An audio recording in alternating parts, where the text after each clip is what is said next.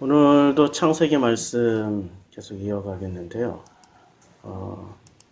창세기가 이제 지금 한 창세기 10번째 됐나요? 9번째? 10번째쯤 되는 것 같은데 창세기를 읽을 때 1장부터 12장 그 다음에 11장 그 다음에 12장부터 말라기까지 제가 이렇게 구분을 했단 말이에요.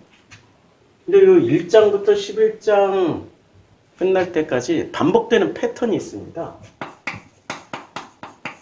반복되는 일정 정도의 그 패턴이 있어요. 이 패턴을 우리말로 뭐라고 얘기를 해야 될지 모르겠네. 갑자기 생각이 안 나는데 반복되는 어떤 똑같은 뭐 도식 같은 공식 같은 이런 법칙들이 있단 말이에요. 일정 정도 반복되어지는 패턴들이 있는데 이 패턴이 뭐냐면 첫 번째 패턴이 도시화예요. 도시를 만들면 꼭 하나님이 어떻게 하냐면 이 도시를 깨버려요. 그러니까 이걸 심판이라고 하죠. 심판을 합니다. 그래서 첫 번째 도시가 무슨 도시였어요? 에녹성이었죠. 창세기 4장에 에녹성이었습니다. 이게 4장이에요. 4장. 그 다음에 두 번째 도시가 이 에녹성은 뭐로 깨져요? 홍수 심판으로 깨요. 심판이 홍수 심판이에요. 홍수로 깨고요. 그 다음에 두 번째 도시가 홍수 이후에 태어난 다시 거듭난 인류가 또 뭐를 만들어요? 바벨탑으로 대표되는 창세기 10장, 11장에 나오는 니므롯과 바벨탑으로 대표되는 이 도시는 하나님이 흩어버림으로 심판을 하세요. 흩어버림으로 심판을 하십니다. 요 패턴이 반복이 돼요. 그러니까 도시화가 반복이. 그러면 도시화를 만드는데 이 도시를 만들 때 뭐로 만들어요? 꼭 도시를 만들 때 희한하게 이 사람들이 공통 분모가 있어요. 도시를 만들 때 반드시 벽돌로만 만듭니다. 반드시 벽돌로 만들어요. 그래서 이 벽돌로 만든 도시는 반드시 깨요. 그러면 창세기 12장 이후부터 말라기까지 벽돌로 만들어요. 벽돌로 뭐를 만들었어요? 아니, 거룩한 성 예루살렘을 만들었잖아요. 그럼 예루살렘과 그 다음에 또 뭐를 만들어요? 성전도 전부 다 깎아 만든 돌로 지었잖아요. 벽돌처럼. 그러니까 벽돌로 도시화를 하면은 반드시 망가뜨리죠. 하나님이 심판하시죠. 그래서 이 예루살렘은 어디에 심판받아요? 심판받았죠. 아니, 심판 당했잖아요. 누구에 의해서? 북쪽은 아시리아, 남쪽은 바벨론에 의해서 심판을 받습니다. 아니, 여기서 나온 패턴이 창세기 12장 이후에 똑같은 패턴으로 나와요. 그렇죠? 그리고 영웅, 창세기 10장에서 또 하나 반복되는 패턴이 있습니다. 대표하는 사람, 이 대표자. 이 대표자의 이름은 왕이 될 수 있고 영웅이 될 수 있고 황제가 될 수 있고. 그런데 창세기 1장부터 12장 사이에 대표자, 창세기 1장부터 3장까지의 대표자는 누구였어요? 아담이었죠. 그 다음에 창세기 4장의 대표자는 누구였어요? 가인. 그 다음에 창세기 6장부터 9장까지의 대표자는 노아. 그 다음에 창세기 10장부터 11장까지의 대표자는 니므롯. 자, 아담과 가인과 그 다음에 노아와 니므롯. 자, 아담에서 가인으로 노아에서 니므롯까지 일정 정도 패턴이 어떻게 바뀝니까? 좋은 사람이었다가 하나님의 사람이었다가 하나님의 반대편에 서는 사람이었다가 하나님의 사람이었다가 하나님 반대편에 서는 사람이었다가 이런 패턴이 반복되죠. 사울왕 하나님의 사람이었어요? 라고 생각을 했는데 아니었잖아. 그 다음에 다윗이 나오죠. 하나님의 사람 맞죠? 이후로 내 종 다윗과 같은 종이 없더라. 그다음에 솔로몬이 나오죠. 그 아버지만 못한다 이거야. 그 다음에 여로보암, 느호보암 뭐 이렇게 나오는데 계속 같은 패턴대로 반복. 물론 여기는 대를 쭉쭉 건너뛰어요. 나중에는 못된 왕들이 많이 나와요. 그러다가 히스기야 나오고 그러다가 요시아가 나오고 그리고 나서 망가진다고. 희한하게 천편일률적으로 못된 족보로만 쭉 나가는 것도 아니고 신앙의 족보로만 쭉 나가는 것도 아니야. 이게 패턴이 지금 1장에서 11장 패턴이 창세기 12장부터 말라기까지 계속 반복된다라는 거. 이것을 창세기 12장부터 말라기까지는 길게 늘려놨어요. 그리고 여기서 또 하나 반복되는 패턴이 있습니다. 방향이라는 패턴이 반복이 돼요. 오늘은 이걸 좀 살펴보자고요. 아니, 방향. 자, 이것도 좀 살펴보고 뭐를 또 살피냐면은 일단은 이 도시화라는 게 도시부터 좀 더 살펴보자고요. 이 도시가 왜 그렇게 중요한지를 도시와 그 다음에 방향. 제일 먼저 도시를 알기 전에 방향부터 한번 보자고요. 자, 방향을 보면은 성경의 창세기 이제 2장에 보면은 창세기 2장부터 보면은 저 강이 나오죠. 히데겔 강이라 뭐 온지면에서 사람을 자 여기서 보면 창세기 2장부터 한번 봅시다. 천지와 만물이 다 이루어졌어요. 하늘과 땅 사이의 모든 전쟁이 드디어 어떻게 되는 겁니까? 예, 마쳤다. 이걸 다시 한번 보자고요. 2장 1절에 이게 시제를 보자고. 다 이루느니라라고 이렇게 말을 할 때 다 이루었다라고 얘기할 때 이게 카라인데 접속사 와우 동사 미완료예요. 미완료라는 것은 계속 진행 중이다라고 생각을 하면 돼요. 그러니까 천지와 만물이 이미 하나님이 7일째 완성을 시킨 게 아니야. 완료가 아니니까. 히브리어 시제는 2개밖에 없다고 그랬죠. 히브리어 시제부터 공부하고. 이게 어려운 개념이라. 히브리어 시제는 동사 시제. 동사 시제는 딱 2개밖에 없습니다. 완료냐? 아니면 미완료냐? 이 2개밖에 없어요. 그런데 영어의 시제는 몇 개나 될까요?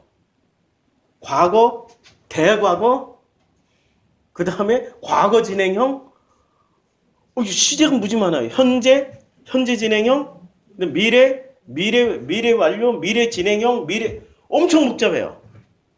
그쵸? 근데 이 완료와 미완료를 가지고 한국어라든지 영어로 번역을 하려면 이거 완료는 뭐로 번역을 해야 되고 미완료는 뭐로 번역을 해야 될까요? 몹시 헷갈리는 일이에요. 그러니까 완료를 번역하려면 주로 과거로 번역을 해. 했었다, 이루었다, 다 했다. 그러니까 우리는 이 완료, 미완료의 개념이 없기 때문에 완료, 미완료의 개념이 아니라 우리는 과거, 현재, 미래라는 개념이 들어와 있잖아요. 근데 여기는 과거, 현재, 미래 대신에 완료냐, 미완료냐 이거밖에 없어요. 완료는 과거에 완료됐으면 지금도 완료돼 있는 거야. 미래도 이미 끝났어. 완료가 돼 있어. 이런 개념이에요. 근데 미완료는 과거에도 미완료는 있기 때문에 지금도 미완료가 앞으로도 미완료야. 이 개념이 우리 머릿속에는 없다 이거야. 히브리인들에게는 있었고 이건 엄청난 차이라는 거예요. 자, 그래서 지금 이게 미완료이기 때문에 어떻게 돼요? 지금 오늘 이루니라 천지와 만물이 다 이루니라 이렇게 번역을 했지만 하늘과 땅 사이의 모든 전쟁이 지금 미완료잖아요. 끝난 게 아니야. 미완료니까 끝난 게 아니고 어떻게 돼요? 계속 진행 중이야. 언제까지요? 아니 영원히. 미완료는 영원히 그냥 계속 전쟁 중이에요. 전쟁 안 치르고 있는 사람 없지요. 아니 전쟁하니까 벌써 대포 쏘고 비행기 날아가고 폭탄 날 그런 전쟁 말고 내 마음속에 일어나고 있는 이 끊임없는 갈등과 전쟁. 갈등과 전쟁. 제일 많이 전쟁을 치르는 데가 어디예요? 예? 아니 기독교인들은 교회잖아. 앞에서는 아유 집사님 권사님하고 뒤에 가서는 아유 저 쌍년이 막 이러고 욕을 하고 지랄을 해. 그렇잖아요. 우리 교회에서 전쟁 제일 많이 치러. 근데 교회보다 더 많은 전쟁을 치르는 데가 어디예요? 예, 집이잖아요, 집.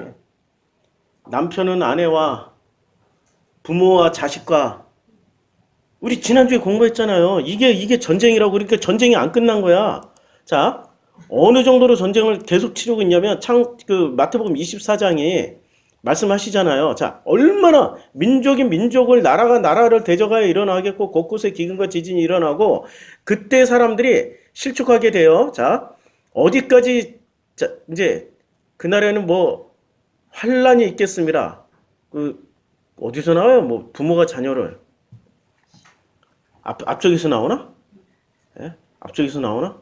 자, 사람의 미혹을 받으면은 많은 사람을 미혹하게 되고, 그리고 나라와 나라가, 그리고 부모와 자식 간에 뭐 사랑이 식어져가지고, 그 다음에 뭐 집안에 물건을 겉옷을 아이 벤 자들은 뭐 전부 화가 일어나고, 모든 육체가 끝까지 견디라 뭐 창세 이후 그런 일이 없을 것이다 말씀하고 골방에 믿지 말고 동에서 서편까지 부모와 자녀 간에 서로가 이 세대가 다 아무도 모른다고 그랬죠. 자, 두 맷돌이 집주인이 도둑이 충성된 주인과 그러니까 전쟁을 지금도 자, 만약에 이게 히브리어 창세기 2장 1절이 천지와 만물이 다 이루어졌다. 완료로 쓰여졌으면 예수께서 지금도 민족과 민족이 나라와 나라와 부모와 자식과 서로 고발하고 잡아주고 제가 지금 못 찾아서 그런 거지 그 분명히 있어요. 서로 고발하고 잡아주고 전쟁하는 거잖아요. 이런 예언을 할 수 있을까요? 할 수 있을까요? 없지요. 완료로 만약에 이 시제가 다 이루었다. 이게 완료로 쓰여졌으면 이런 예언을 할 수가 없어. 이미 끝났으니까. 모든 전쟁이 끝나버렸으니까. 그런데 미완료로 쓰여졌기 때문에 모든 전쟁은 끊임없이 계속 진행형이 되고 있단 말이에요. 우리 현실 세계에서 일어나고 있는. 자, 그래서 완료냐 미완료냐가 굉장히 중요해요. 자, 미완료로 갔어요. 이제 천지와 만물이 다 이루어졌단 말이에요. 자, 일곱째 날에 마치셨어요. 마치고 그리고 어떤 일이 벌어지기 시작하냐면은 에덴에서부터 이제 드디어 강이 나와요. 근데 이 강물의 근원이 어디 있어요? 창세기 1장에 있잖아요. 강물의 근원은 창세기 1장인데 창세기 1장을 한번 보자고요. 창세기 1장에 자, 모든 물의 근원은 시작은 뭐부터 시작돼요? 창세기 1장 2절부터 시작되잖아요. 땅이 혼돈하고 공허하며 흑암이 깊음 위에 있고 하나님의 영은 물 숫자죠. 요게 마임이에요. 물. 요게 물인데 요때부터 물이 등장해요. 1장 2절. 요게 물이에요. 같은 물이야 지금. 근데 수면 위를 운행하는데 이 물은 뭐를 품고 있어요? 땅을 품고 있어. 혼돈하고. 그러니까 혼돈하다라는 뜻이 모양이 없다라는 뜻이야. 이 영어 번역에는 모양이 없는. 그러니까 물을 담을 수 있는 땅이 없는 거야 지금. 모양이 부정확하다는 얘기예요. 이 모양도 됐다, 저 모양도 됐다, 이렇게 됐다, 저렇게 됐다. 내 마음 나도 몰라 이런 게 돼. 내 마음 나도 몰라. 좀 뭐 물 좀 담고 싶은데 내 마음 나도 몰라. 속상해 죽겠어. 이런 상황이 되는 거예요. 그리고 그 땅이 혼돈하고 땅이 공허하며 땅의 흑암이 깊음 위에 있다는 말이죠 지금. 땅이 주어니까. 그러니까 땅이 혼돈하고 땅이 공허하고 땅의 흑암이 깊음 위에 있어요. 근데 하나님의 영은 물리를 이렇게 운행하시느니라가 아니라 이 라프 덮는다라는 뜻이에요. 1장 2절 딱 찾아서 하나씩 그냥 2장 1절 폈는데 1장 2절로 한번 넘어가 보자고요. 1장 2절로 넘어가면 자, 요게 마임이고 하나님이 이제 운행하시느니라 요 운행하다 라프란 말이에요. 라프가 무슨 뜻이냐면 알을 품다예요. 그다음에 날개를 치다 이런 건데 그러니까 운행하신다라는 게 아니라 하나님이 이 두 팔을 벌려서 마치 큰 새의 날개처럼 이를 품고 계시는 거야. 그러니까 하나님 품 안에 뭐가 있었어요? 물이 있었죠. 그리고 그 물 속에는 뭐가 있었어요? 땅이 있는 거야. 물에 녹아진 땅. 근데 이게 땅 자체가 혼돈하고 공허하고 하나님 품 안에 있는데도 어떻게 생각을 해요? 이 물들이. 아니, 이 땅들이 어떻게 생각하냐고. 하나님 품 안에 있는 이 땅들이 자신을 어떻게 생각하냐고. 예. 자신을 스스로 혼돈하고 공허하고 흑암이 깊은 위에 있어요. 못 견디는 거예요.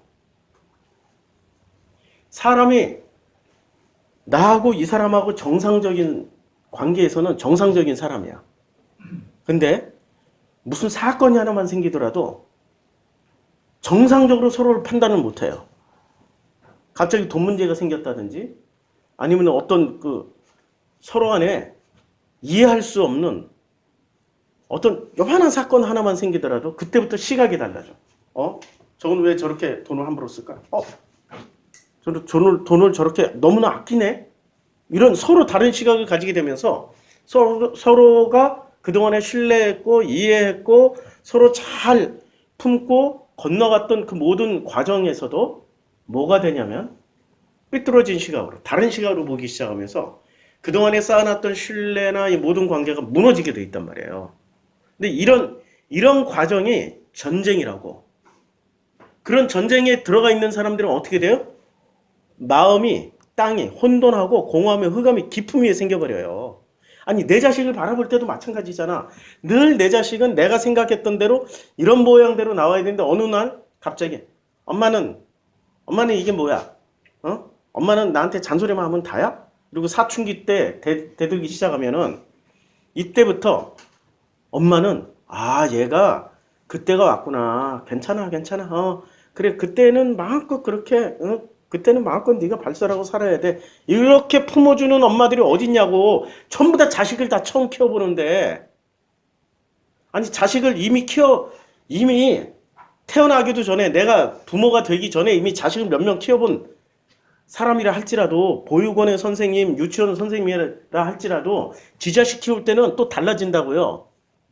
자기가 자기 자녀를 키울 때는 완전히 다른 마인드가 된다고. 그 유치원 선생님 같은 경우는 자기가 배운 교육학 이론대로 공부한 대로 애들을 대한단 말이에요. 근데 자기 자녀를 그렇게 대할 수 있냐고. 그게 안 돼. 그러다 보니 처음 아무리 애들을 많이 키워보고 아이들을 아무리 많이 케어를 해봤어도 내 자식 상대하는 것과 남의 자식 상대하는 게 다르다고. 자, 그때부터 자기에게 뭐가 시작돼요? 혼돈하며 공허하며 흑암이 깊은 위에 있을 수밖에 없다고요. 무엇이요? 땅이. 그러니까 그 마음이. 근데 이 마음은 무엇에 담겨 있어요, 지금? 물속에 담겨 있는데 그 물을 지금 하나님은 어떻게 하고 계셔요? 품고 계신다고. 그러니까 하나님 품에 있는 말씀 속에 있으면서도 불구하고 혼돈하고 공하고 흑암이 깊은 위에 있다고 이 말이에요. 창세기 1장 2절만 가지고도 얘기를 하면은 이거는 기독교가 천지개벽할 일입니다. 이미 물은 어떻게 돼요? 물은 하나님의 품 안에 있는 물이에요. 그러면 이 물은 좋은 물, 나쁜 물. 그래서 하나님 보시기에 좋았다라고 계속 하시잖아. 좋은 물이야. 그런데 물은 좋은 물인데 그 속에 있는 땅은 혼돈하고 공허함의 흑암이 깊은 곳에 있다고요. 아니 좋다 안 좋다가 아니라 상태가 심히 삐리하다고. 별로 안 좋다고 상태가. 자, 별로 안 좋지만 하나님이 이미 물을 품고 있는 것처럼 뭐까지 품었어요? 땅까지 다 품고 계시다고. 그러면서 하나님은 끊임없이 말씀하셔. 보시기에 좋았더라. 그러면 이 물을 원어 성경 하시는 분들은 전부 다 어떻게 해석하냐면 이 물은 하나님의 말씀이야. 이렇게 해석하잖아요. 원어 성경 하는 사람들이 이렇게 해석을 하니까 이제 어떤 문제가 생기냐면 하나님의 말씀이야 라고 하면 어떤 문제가 생기냐면은 자, 하나님이 보시기에 좋은 이 물을 세상에 둘째 날 가니까 원래 하나의 물이었어요. 지난주에 했죠. 물을 딱 나눠. 뭐로? 궁창으로. 지난주에 했던 거 복습하는 거야. 궁창 위에 물은 이거는 하늘이니까 이 궁창을 기준으로 궁창이 하늘이잖아요. 요거는 윗물, 그 다음에 요거는 아랫물이 되니까 윗물 먹어야 돼요? 아랫물 먹어야 돼요? 예? 전부 다 속아 넘어갔어. 윗물, 아랫물 똑같다니까, 지금? 물 자체가 하나님 말씀인데, 그럼 윗물도 하나님 말씀, 아랫물도 하나님 말씀. 원어 성경하는 사람들, 그래서 마지막에 계시록에 요 아랫물에서 짐승들이 올라온다 그래. 666. 용, 무슨, 이 사람의 숫자, 666, 이런 것들이 올라온다고 그래. 그러니까 아랫물을 벌써 뭐로 만들어버렸어요? 몹쓸 물로 만들어놨어. 윗물은 좋은 물로 만들어놨어. 좋다, 나쁘다 개념이 들어갔죠. 이게 선악이라고 벌써. 벌써 선악으로 이게 이게 원어 성경 하는 사람들이 이런 잘못을 저지르고 있어요. 근데 창세기 1장 2절에서 벌써 물 자체가 무슨 물이에요? 하나님이 품고 있는 물이라고. 좋다, 나쁘다 이 개념이 아니고 품고 있는 물이야. 그러니까 내가 판단해서 너 좋아, 너 나빠 이렇게 할 사람이 한 개도 없어. 뭐만 헤아리는데요? 하나님이 지금 뭐를 헤아리고 있는 거예요? 물을 품고 있으면서 뭐를 헤아렸어요? 땅이 혼돈하고 공허하며 흑암이 깊음 위에 있는 것을 헤아리심으로 말미암아서 하나님이 최초로 우리들에게 하셨던 말씀이 뭐예요? 빛이 있으라는 거예요. 빛이 있어. 그래서 빛이 들어오는 거예요. 그치요? 그런데 이 빛이 있는데 성경이 희한한 게 식물은 뭐가 있어야 살아요? 빛이 없으면 죽지요. 물은 있는데 빛은 없어. 잠시 살 수 있을지 몰라도 성장하지 못하고 죽어요. 우리 씨앗을 발화시킬 때는 햇빛 필요 없어요. 그냥 물만 있으면 돼. 그런데 그 씨앗이 자라서 성장하려면은 반드시 빛이 있어야 돼. 근데 어떤 빛이 있어야 돼요? 이 빛이 있어야 되는데 식물이 성장하기 위해서 어떤 빛이 있어야 돼요? 태양이라는 빛이 있어야 된단 말이에요. 자연의 법칙에 따르면 태양빛이 있어야 된다고요. 근데 이 태양빛이 자연의 법칙에 따르면 태양빛이 있어야 되는데 셋째 날에 보면은 이제 자 하나님이 묻을 땅이라 부르시고 땅은 풀과 씨 맺는 채소가 되라. 그리고 풀을 이제 씨 맺는 채소와 각기 종류대로 이걸 만들어요. 셋째 날 만드는데 문제는 태양이 언제 만들어져요? 넷째 날 만들어져. 하늘에 궁창과 광명체들이 있어서 낮과 밤을 나누게 하고 땅을 비추게 하라. 그러니까 넷째 날 드디어. 아니 지금 이 태양은 몇째 날 들어와요? 넷째 날 들어와요. 넷째 날. 네, 4일째 들어와. 그러면 식물은 언제 만들어져요? 3일째 만들어져. 그럼 이 식물들이 그 하루를 버티고 살아야 돼. 근데 성경에서 말하는 하루가 하루일지, 1년일지, 100년일지, 1000년일지, 만년일지, 100만년일지 어떻게 하냐고. 나라는 인간의 인생을 전체적으로 설명해 주는 게 첫째 날부터 일곱째 날이라는 걸 생각하면 그냥 내가 70살까지만 산다 생각하면 하루가 한 10년쯤은 되겠죠. 한 국가 단위로 보면은 1000년을 이어왔던 제국은 하루가 100년일 수도 있단 말이에요. 지구 나이로 보면 하루가 몇 억 년씩 될 수도 있다고. 지구가 뭐 40억 년인가? 이렇게. 이런 식으로 생각을 하면은 하루라는 개념은 서로 상대적 개념이 돼요. 그러다 보면, 자, 셋째 날 이 식물이 태양빛을 받기까지는 얼마나 많은 시간이 걸렸을지 몰라. 그럼 무슨 빛을 먹고 살아야 돼, 이건? 빛이 있어야 사는데? 그래서 첫째 날부터 빛을 줘버리시는 거예요. 첫 마디가. 빛이 있으라. 이 빛으로 사는 거야. 그러면 태양빛이 있기 전까지 이 식물은 무슨 빛을 먹고 살았어요? 하나님이 빛이 있으라 했던 그 빛을 먹고 사는 거예요. 하나님의 빛을 먹고 사는 거예요. 넷째 날부터 하나님이 만들어 놓은 피조물의 빛을 먹고 사는 거예요. 그러면 오리지널 빛은 이 빛이에요? 태양빛이에요? 식물에게 있어서 진짜 생명을 주는 빛은 하나님이 말씀하셨던 창세기 1장 3절의 빛이에요? 아니면은 이게 넷째 날 만들어진 태양빛이 오리지널이에요? 근본의 빛은 뭐예요? 1장 3절의 빛이라고. 근본이 이거라고. 그런데 넷째 날 이후로 만들어진 태양을 따라서 이 식물들은 어떻게 움직여요? 해바라기. 어떻게 움직여요? 태양빛을 따라서 움직이지. 그 다음에 달맞이 꽃은 밤에만 피잖아. 누구를 따라서 움직여요? 달을 따라서 움직여. 식물도 다 변했네? 원래 무슨 빛을 따라서 움직여야 돼요? 1장 3절의 빛을 따라서 움직여야 된다고. 우리는 원래 어떤 물을 먹어야 돼요?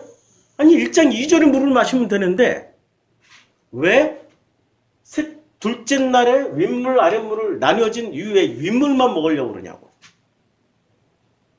그치요?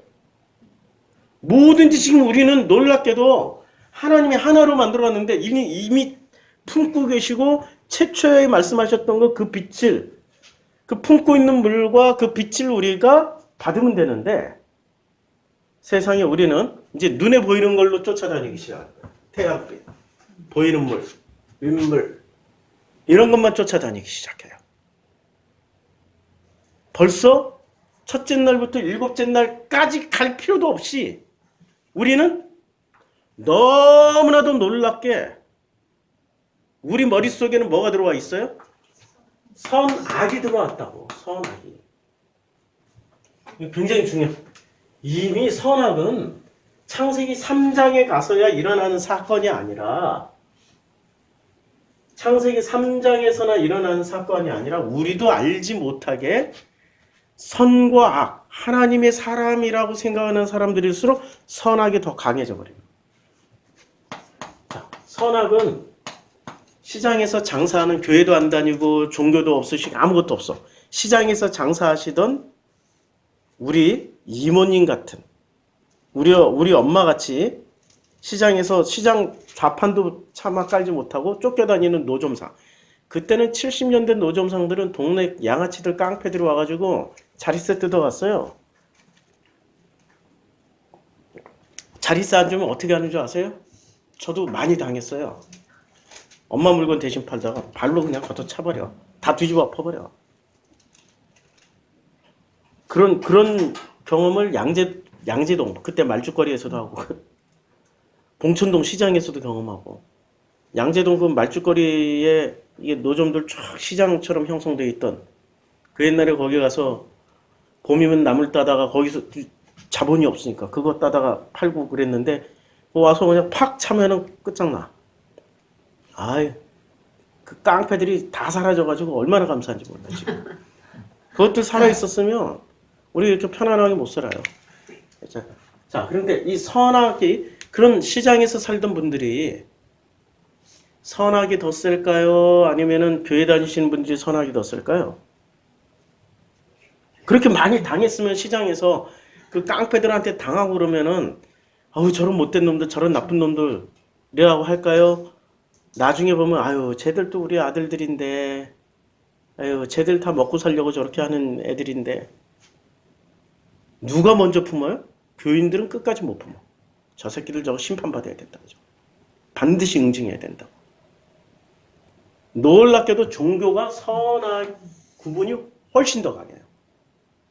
오히려 세상을 그냥 정직하게 살아가는 사람들이 선악 구분이 별로 없어요. 이해를 한다고 그 깡패들조차도 아유 저기 알고 봤더니 처음에는 아무도 모르는 우리 처음에 이제 말죽거리 이사 가가지고 양재동 이사 가서 좌판 벌렸을 때 모르니까. 근데 왜 그때 내가 고등학생 때였으니까 그러면 분노해가지고 교회 다녔잖아. 저들을 내가 그냥 반드시 응징을 해야 되겠다. 막 이러고 이런 것을 며칠 동안 보고 있었던 옆에 노점상 아줌마가 얘기를 해준. 야, 저기 저 집에 저기 니네 집보다도 저 더 밑에서 거기서 올라온 불쌍한 애야. 먹고 살려고 저러는 거야. 너무 화내지 마. 오히려 세상을 이렇게 이해를 해주고 품어준다고. 그런데 종교는 끝까지 법칙이라는 게 있잖아. 법. 무슨 법? 율법. 십계명. 이런 잣대를 대면서 저거는 반드시 심판받아야 된다라고 끝까지 우겨. 이해를 하려고 하지도 않고 품으려고 하지도 않아. 그러면 하나님이 지금 혼돈하고 공허하고 흑암이 깊은 곳에 있는 이런 우리들을 품고 계시는 그 모양과 정반대로 가고 있다고. 법을 가지고. 응징해야 된다. 반드시 심판해야 된다. 그러면 하나님하고 다른 길을 가고 있는 거잖아요. 그치요?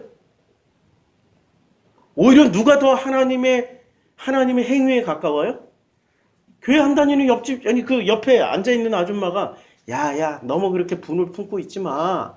저기 니네 집보다 우리 집이 양재동, 양재역에서 지금 양재역, 그때 양재역, 거기 시장이 거기 위쪽에 도곡동 쪽으로 있었는데, 거기서 10분을 걸어가야 우리 집이었고, 갸집은 양재청 근처에 훨씬 더, 그때는 거기 완전 시골이었어요.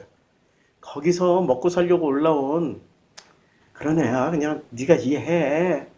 너무 화내지 마. 이런 얘기를 해준단 말이에요. 누가 더 하나님에 가까워요? 누가 더 품고 있어요?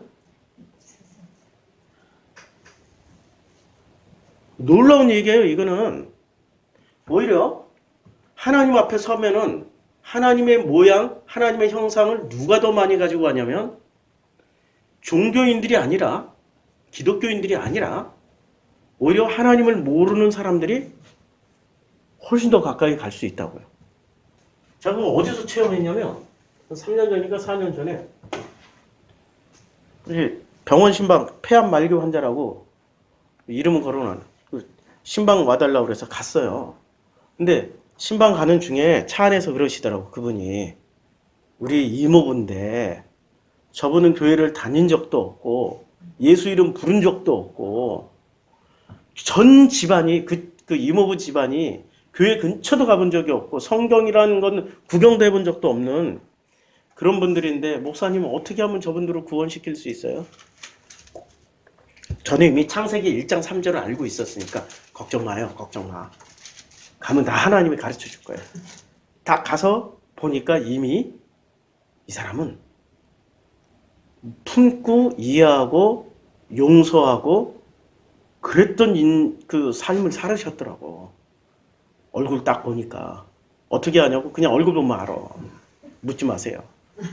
그래서 기도할 때 길게 안 했어. 안수기도 해달라고 해가지고 안수기도 안 해도 되는데 이미 벌써 하나님 품고 계시는데 근데 기도해달라고 그래서 이렇게 그냥 머리에다 형식적으로 손 얹고 딱 30초가 됐어. 하나님 이 아들 아버지 품으로 갑니다. 이 아들이 아버지 알아보고 아멘하고 그 품에 안길 수 있도록 축복해 주세요. 아멘. 30초 안 걸렸죠. 딱 그렇게 기도했는데 이분이 우리가 그냥 찬송도 안 부르고 성경 구절 하나도 안 읽고 기도 딱 30초만 하고 왔다고. 그랬는데 이분이 우리가 이제 신방 가고 난 그 다음 시간부터 혼수 상태에 들어간 거예요. 곧 돌아가실 분이었으니까. 혼수 상태, 하루 동안 혼수 상태에 빠져 있다가 코마가 됐다가 다음날 탁 의식을 차리시고 사람이 죽기 직전에는 힘이 있어. 온 집안 식구들 다 불러가지고 다 유언을 다 해줬어요. 유언하는데 내용이 뭐냐? 하나야. 야, 그곳에 갔다 왔는데 내가 그곳에 갔다 왔다. 그곳이 어떻게 천국이야. 거기에는 먹을 것이 있고 그분 수준에 성경을 모르니까 먹을 것이 있고 입을 것이 있고 마실 것이 있고 너무너무 좋은 곳이야. 거기는 아버지가 계시고 너무 좋은 곳이야. 너희들도 거기서 꼭 만나기를 바란다고. 꼭 만나기를 바란다고. 어떻게 해 거기. 그분 수준에 모르니까 그냥 교회 다녀. 예수 믿어. 이렇게 말씀하신 거예요. 그분 수준에. 그러면서 거기만 갔다 온 게 아니라 야곱이 자녀들에 대해서 다 예언을 하듯이 예언을 다 해줬어. 다 보고 왔으니까.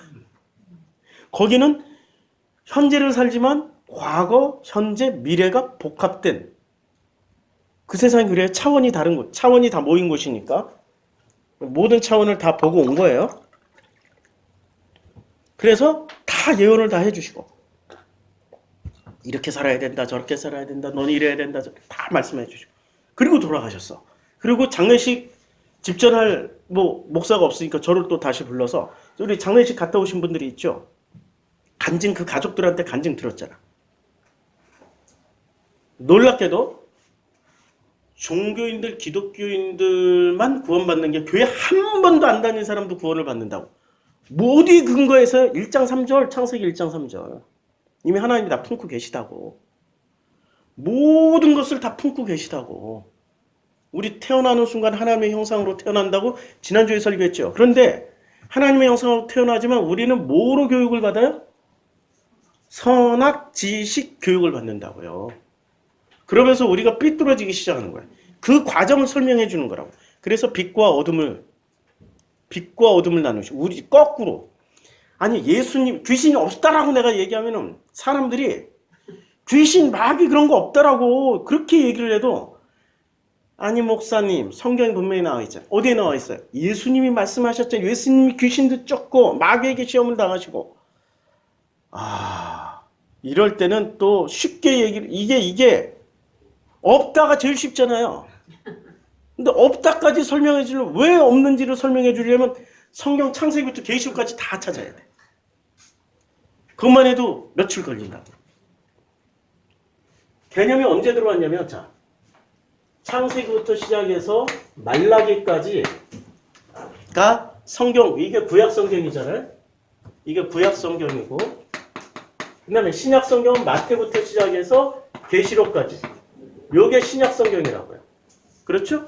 그러면 말라기에서부터 마태복음까지 요게 중간기라고 그래요. 성경이 한 권도 안 나왔던 아니 성경에 쓰여졌지. 여기에 마카비오서부터 유디서 별의별 게 다 쓰여졌지. 요때. 근데 그것을 정식 성경으로 선택을 하질 않아요. 개신교는. 카톨릭은 선택을 해요. 마카베오서라든지 이런 이걸 외경과 위경. 요때 나온 게 외경, 위경이라고 그래요. 외경은 그래도 좀 성경이 비슷하다. 위경은 전혀 아니다. 이런 개념으로. 외경과 위경이 나오는 요것이 나오는 시기가 400년 정도가 걸려요. 구약과 신약 사이에 400년 정도가 이 공간이 뜬다고. 아무것도 이때는 예언자도 없어. 예언자도 없어. 선지자도 없어. 요때는 뭐만 있었어요? 제사장만 있었다고. 제사장과 그 다음에 바리새만 있었어요. 요 제사장과 바리새 사두개. 사두개까지. 사두개 바리새 제사장들이 400년 동안 다스리는 기간엔 희한하게 예언자도 없어. 선지자도 없어. 선견자도 없어. 아무도 안 나와. 하나님의 사람들이 안 나왔다는 얘기야. 요 400년 동안에. 요걸 암흑기라고 그래요. 이 암흑기가 왜 시작됐을까? 성경을 깊이 연구해보고 역사를 깊이 연구해보는 사람들은 이 암흑기가 왜 시작되었을까? 뭘 배워가지고 왔어요? 아니 포로 귀환에서 돌아왔을 때 시기. 그 다음에 포로 귀환에서 예루살렘 재건하고 예루살렘을 중심으로 해서 다시 이스라엘이라는 국가는 회복 못했어요. 요 400년 동안 국가는 회복 못했어. 페르시아의 식민지였다가 그리스의 식민지로 갔다가 로마의 식민지로 갔기 때문에 이스라엘이라는 나라를 회복해보지 못했어요. 그러니까 이스라엘이라는 나라를 회복해보지 못했으니까 어떤 일이 벌어지냐면은 사도행전에 이 사람들이 끝까지 예수의 제자들이면 어디에 관심을 가져야 돼요? 그 나라와 그 의에 관심을 가져야 돼요? 아니면 세상 자기네 나라에 관심을 가져야 돼요? 그 나라와 그 의에 관심을 가져야 되잖아요. 먼저 너희는 그 나라와 그 의를 구하라고 그랬는데 그 말씀 예수가 하셨던 말씀을 홀라당 까먹고 자 그들이 모였을 때 예수께 여쭈어 이르되 주께서 이스라엘 나라를 회복하심이 이때이니까라고 홀라당 까먹고 예수의 가르침을 왜냐하면 성령 받기 전이니까 사람들이 좀 많이 모자라. 성령 받아야 그때부터 사람들이 사람 모양을 갖추고 무슨 말을 하는지 알아들어. 제가 지금 무슨 말을 하는지 알아듣는 사람들이 성령 이미 받으셨고 충만하신 분들이고 저 정목사가 하는 얘기가 뭔 얘기인지 모르겠다. 야 뭔가는 현란하게 뭐 대단한 지식으로 말은 하고 있는 것 같은데 뭔 얘기인지 잘 모르겠다. 아직 성령이 안 계시는 거야. 어떻게 그렇게 확실하게 얘기해요? 예. 그냥 알아요. 그냥 알아. 모른다니까? 모르는 사람은 들어도 아우 지루해. 1시간 반, 어떻게 1시간 반 동안 거기 설교에 앉아있어. 근데 1시간 반, 어떤 사람들은 1시간 반은 30분도 채 안 된 것 같은데? 이렇게 듣는다고. 호불호가 갈리는 거죠. 자, 이 400년 사이에 뭐가 있었냐면은 아시리아에 끌려갔던 사람들, 바벨론에 끌려갔던 사람들이 결국에는 어디 밑으로 들어가요? 페르시아 밑으로 들어가요. 바사라고 그러죠. 바사. 한문 발음을 번역해서 바사고 본래는 그 페르시아예요. 파르시 밑으로 들어가요. 파르시. 파르시인데 이 파르시를 한문을 한글로 번역하는 과정에서 파르시를 바사라고 그래요. 페르시아 사람들이 자신들의 파르시라고 그래. 바사, 이걸 바사라고 번역을 했어요.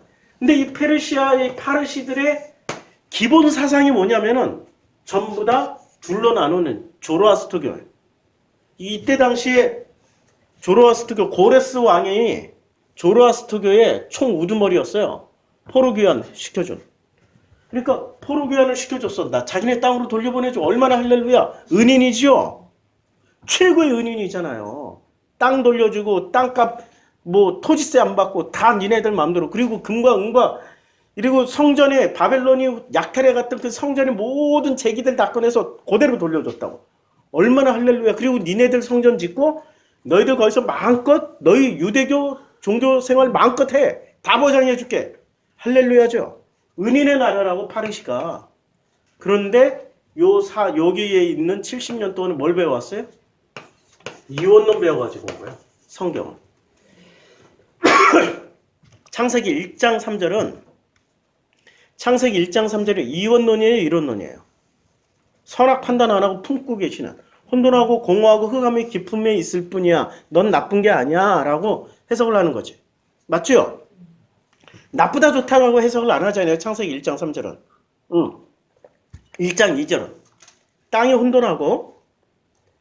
혼돈하고 그냥 혼돈하고 공허함의 흑암이 깊음에 있을 뿐이야 라고 해석하는 거지. 너는 혼돈하고 공허함의 흑암이 깊음에 있기 때문에 넌 나빠. 이렇게 해석을 안 한다고 지금. 하나님이 혼돈하고 공허하고 흑암이 깊음 위에 있기 때문에 그 땅을 품고 있는 물을 어떻게 해버려요? 하나님이 품어버리신다고. 품고 계신다고. 놀라운 해석이 이루어지는 거지. 이게 바로 이원론이라고. 근데 이원론은 어떻게 해석을 해요? 너는 혼돈하고 공허하고 흑암이 깊음 위에 있으니까 너는 악이야. 넌 나빠. 너는 반드시 이걸 뜯어 고쳐야 돼. 이렇게 해석을 해버린다고요. 자, 그러니까 이원론은 그렇게 해석을 해버린단 말이에요. 이 이원론의 기본이 선과 악으로 나눠서 해석을 한다고요. 그래서 예수가 이제 선악으로 해석하려면 하나님은 선의 하나님이에요? 아니면 악의 하나님이에요? 원래 하나님은 한 분이셨잖아. 자, 선도 악도 전부 다 하나님이 다 주인공이시잖아요. 지난주에 좀 말씀 나눴는데 다시 한번 봐요. 사무엘 하에 보면 제일 24장 1절에 여호와께서 다시 이스라엘을 향하여 진노하사 그들을 치시려고 다윗을 격동시켜요. 그러니까 여호와께서 누구를 격동시켜요? 다윗을 격동시켜요. 목적이 이스라엘을 향하여서 진노로 하셨기 때문에 그들을 치시려고. 여러분, 이스라엘을 때리는 분이 누구세요? 하나님이시죠. 여호와 하나님이고 그 때리기 위해서 다윗을 격동시켜서 뭐를 시켜요? 이스라엘과 유다 인구를 조사하게끔 해요. 그런데 역대상. 자, 역대상은 누가 썼어요? 에스라가 썼죠. 포로기 이후의 사람이 포로 귀환한 다음에. 여기 요 중간기 시대 때 포로 귀환한 다음에 쓰신 분이에요. 그런데 이 포로 귀환한 다음에 쓰신 분이 똑같은 본문인데, 자, 이스라엘을 계수하게 하는 거예요. 지금 분명히 본문은. 그런데 누가 시켜요? 사탄이 일어나 이스라엘을 대적하고 다윗을 충동하여 이스라엘을 계수하게 하니라. 그러니까 놀랍게도 뭐가 바뀌어 있어요? 선한 신은 하나님이고 악한 신은 마귀로 바뀌어 있는 거죠. 선악의 개념이 벌써 하나님은 선한. 근데 포로기 이전에 이전에는 선악이 전부 다 선악 구분이 없다니까. 이해를 하고 있다니까. 선악으로 판단하는 게 아니라 이해를 하고 있어요. 선악으로 판단하면 어떻게 돼? 집안에서 전쟁과 난리가 민족과 나라가 끊임없이 싸우고 뒤집어지고 찌찌뻗고 싸운다고. 근데 이해를 하면 돼. 엄마가 제가 사춘기에 들어가 있구나. 나도 저랬어. 저 나이 땐 저러는 거야. 이러고 품어버리면 아무 일도 안 일어나. 그 과정을 그냥 지나간다고. 지나가는 과정이니까. 누구나가 다 나이를 먹으면서 성장하면서 보니까 아무것도 아니야. 제가 지금도 저 지적질 당하는 게 있는데요. 지금은 이제 없어졌어요. 제가 어디 앉으면 정서불안이 있어요. 다리를 떨어 막 앉아서 다리를 이렇게 떨어. 그냥 보기에도 흉하잖아. 근데 다리를 왜 떨지? 어떤 정서불안이 있나? 문제가 있나? 결혼 초에. 그러면 저 사람이 어떤 뭔가가 불편한 게 있나 보다라고 이해를 하고 들어오는 게 아니라 다리 떠는 건 나빠라고 배운 거야. 무조건 다리 떨지 말라고. 근데 이게 마음속에서 뭔가가 결핍과 상처가 있기 때문에 나도 모르게 떨고 있다고. 나도 모르게 떨고 있고 나도 모르게 무슨 말을 할 때는 자꾸 내가 뭘 만져요. 이렇게 만지고 막 귀도 미고 코도 후비고 막 그래. 아니 사람이 뭔가 막 불편해지고 막 마음에서 뭐가 불편해지면 막 이러고 막 코도 후비고 그런다고. 엄청 지적질당. 난 선생하고 사는 줄 알았어. 마음으로부터 이해를 하는 게 아니라 뭐를 배운 거야? 선악을 배운 거야. 선하면은 좋은 사람? 그런 짓 하는 건 악한 거야. 남에게 피해를 주잖아. 벌써 코 만지고 들어가잖아. 나도 몰라 지금. 근데 이제 하도 지적질 당해가지고 이제 객관화가 돼서 내가 코 만졌구나. 이제는 아는 거지. 그러니 시간이 지나면 지날수록 내가 행복해질까요? 외로워질까요? 당연히 외로워지지. 행복해지지가 않죠. 선악은 서로 불편하게 만들어요. 그런데 창세기 1장 2절은 품잖아요. 혼돈하지? 네가 공허하구나. 흑암이 깊은 데 있구나 하고 품는 거야. 품는다라는 게 이해한다는 거야. 이해하고 들어가니까 제가 지금 사춘기에 들어갔고 제가 지금 뭔가 심각한 어떤 불편함이 있는 거구나라고 살펴서 물어보면 돼. 그럼 물어봐도 막 이러고 이제 그때 그 나이 때는 뭐든지 다 불편해. 제일 좋은 건 친구들이야. 나를 이해해 줄 수 있는 나하고 똑같은 놈이 제일 좋아. 이게 친구 때문에 목숨을 버릴 것도 같아. 그동안에 자기를 키워줬고 먹여줬고 채워줬고 온갖 사랑을 다 쏟아주었던 부모는 그 다음부터 왼수가 돼. 뭐든지 다 불편해져. 엄마는 그것도 아빠는 자기도 술 먹고 오면서 이러고 모든 게 불편해져. 근데 우리가 지나온 시간을 개구리 올챙이적 생각 못하는 것처럼 개구리가 올챙이적 생각을 하면은 품게 된다고요. 그치요? 자, 그래서 선악으로 하다 보니 선한 것은 하나님, 악한 것은 마귀를 대변해서 얘기를 하는 게 이게 400년 동안 형성되었으니 예수님이 오자마자 이론론으로 얘기하면 알아들을까요? 아니 이론론으로 하면 못 알아듣잖아요. 그러니까 이 사람들이 400년이면 머릿속부터 뼛속까지 이미 세뇌당하고 확인을 해. 우리 부모의 400년 동안 전부 다 그렇게 말을 했는데 우리 부모가 그렇게 얘기했는데 그게 맞잖아. 우리 조상들이 그렇게 얘기했는데 그게 맞잖아. 그러니까 우리 조상들이라고 얘기할 때 우리 아버지들이 그렇게 얘기했다라고 얘기할 때 예수가 뭐라고 말씀하세요? 야 그거 다 마귀야 그냥. 니네들이 했던 얘기들 그거 다 마귀라니까? 자 예수님 말씀하세요.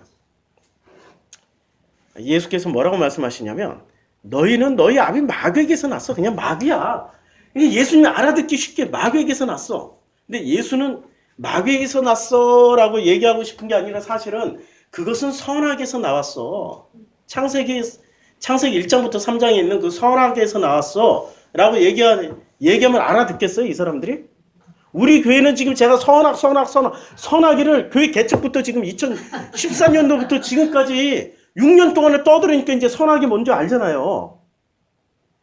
못 알아듣는 거야. 이 사람들이 성경을 가지고 있는 사람들에도 불구하고 선악 지식이 뭔지를 모르니까 예수가 그냥 쉽게 너희 아비 마귀에게서 나온 거야. 그것이 다 욕심 때문에 그런 거야. 너희도 그 욕심대로 행하고자 하는 거야.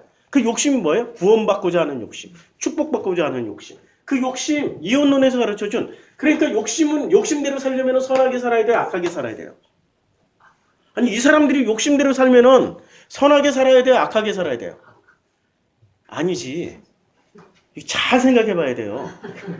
이 사람들이 자기네들의 욕심이 구원받을 욕심, 축복받을 욕심 때문에 선을 선택해요, 악을 선택해요?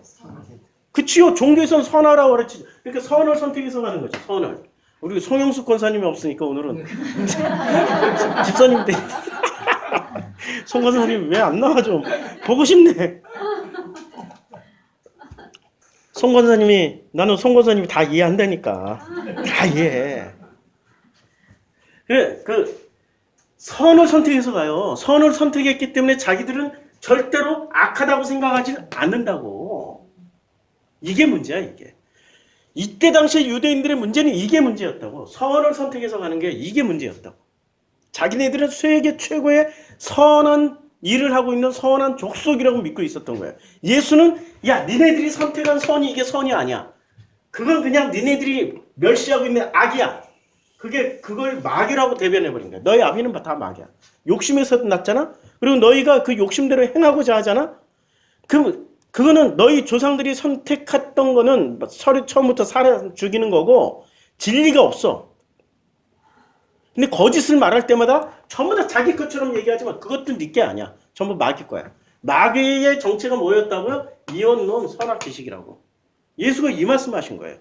자, 이 말씀을 제가 왜 이렇게 오랫동안 길게 하냐면 예수가 귀신 얘기하고 무슨 마귀 사탄 얘기하셨던 게 원래는 구약 창세기부터 시작해서 신명기까지 모세오경에는 이런 개념 자체가 없어요. 사탄은 그냥 대적자야. 하나님을 대적하면 다 사탄이래. 사탄이라는 어떤 고유명사가 있는 게 아니라 보통 명사가 있는 게 아니라 고유명사가 있는 게 아니라 그냥 사탄은 보통 명사야. 하나님을 대적하면은 다 사탄이야. 무슨 말씀인지 알죠? 나 하나님 싫어 하면 그 순간부터 내가 사탄 되는 거야. 대적자니까. 그러니까 사탄은 그래서 수시로 하나님의 아들이 사탄 역할도 하고 사탄이 하나님의 아들들의 자리에 서 있기도 해요. 신기하게. 창세기부터 말라기까지 잘 읽어보라고. 헷갈려. 요게 사탄이지 요게 하나님의 아들인지 헷갈릴 때가 한두 번이 아니야. 성경 읽다 보면. 정확하게 사탄이란 개념이 이 고유명사로 딱 자리 잡는 거예요. 고유명사. 고유명사는 뭐예요? 갑동이, 개동이 이름이 되는 거잖아요. 사탄 이꼴 뭐가 돼요? 인격체가 되고 존재가 돼버리는 게 포로기 이후부터라고.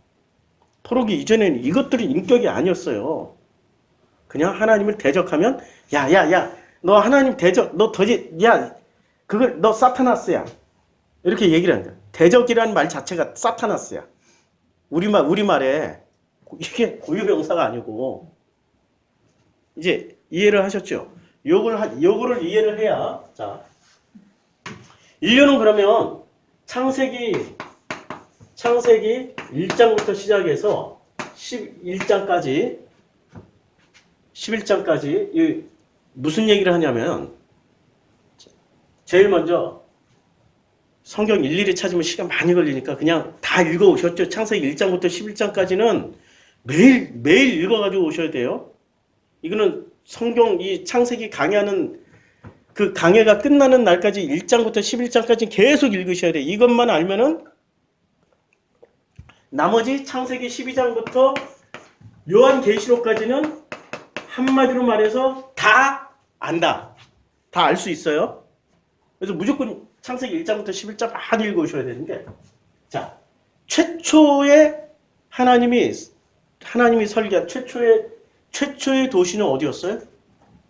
에덴이었죠. 여기에는 누가 살았어요? 아담과 하와와 또 누가 살았어요? 아니 각종 짐승들이 다 살았지. 이름 다 지어줬잖아. 에덴 동산에서 이름 다 지어줬잖아. 온갖 짐승들이 다 살았지. 에덴은 범위가 어느 정도 된다고요? 에덴의 사이즈를 보자고. 여기서 아담과 하만 살았으면 둘이 외로워서 죽어. 사이즈를 보자고. 자, 에덴 동산에 이제 하나님이 동방의 에덴 동산을 창설하시고 그 사람 거기에 뒀어요. 근데 강이 어디서 흘러나와요? 에덴에서 흘러나와 동산을 적셔요. 그러니까 이 문장을 잘 보면 동방의 에덴의 동산을 창설.